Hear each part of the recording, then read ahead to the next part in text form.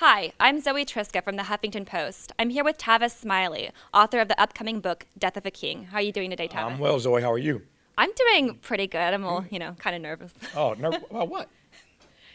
Interviewing all of these No, please. ridiculously brilliant It people. is our honor to be on Huffington Post talking to you about these books. I mean, without people talking about it, nobody knows the books are out there. So you're doing us a huge favor. Oh, thank Yeah. you. I was wondering, what drew you to the topic of Dr. King? I think Dr. King is the greatest American this country's ever produced.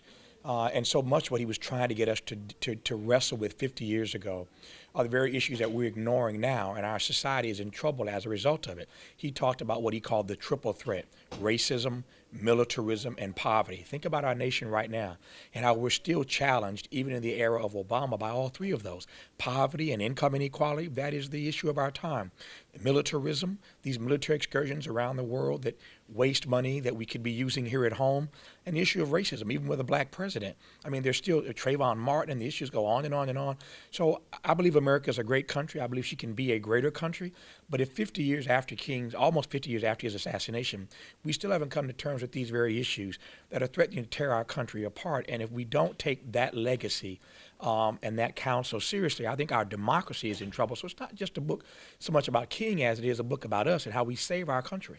Are there any contemporaries who are continuing the work of King? I think there are a lot of people who are doing the work, but we live in a world now where the media that you and I are part of is so cynical that you try to do anything and people, we all have haters. Let's put it that way. Everybody's got haters, and so the world is much more cynical. But it's important to understand that as significant as King is in retrospect, he had haters too.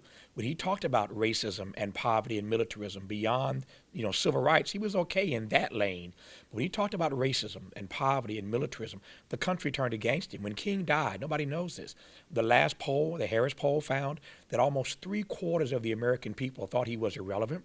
Almost 60%, 57 point something of his own people, black people, thought that he was persona non grata. So even when you're king, we can celebrate you 50 years later with a holiday and a postage stamp and a monument in Washington. But when he died on that balcony in Memphis, he did not believe that the country was really listening to him because they weren't. Yeah, I mean, that often happens with heroes. People we think of as heroes now, we didn't necessarily think of them as heroes back then. Exactly, and that's the danger right now. There are to your question, there are truth tellers right now trying to get us to deal with contemporary issues, be it immigration and how we're going to treat fellow citizens, be it climate change or global warming or income inequality.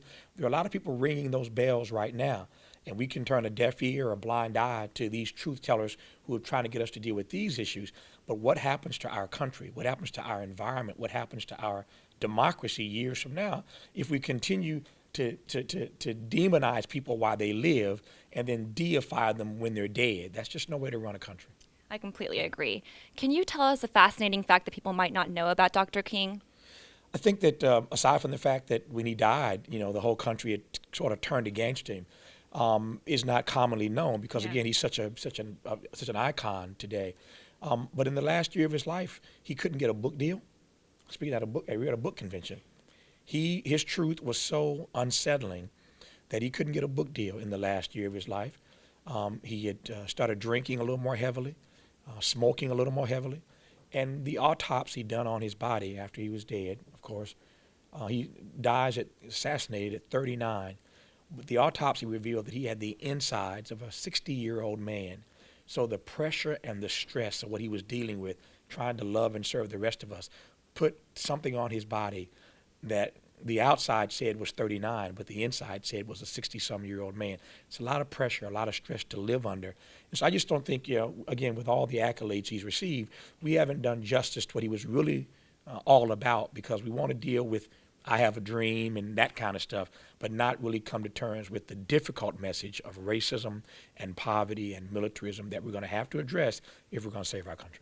Thank you so much for your time. I really appreciate it. Good talking to you. My name is Zoe Triska for Book Expo America.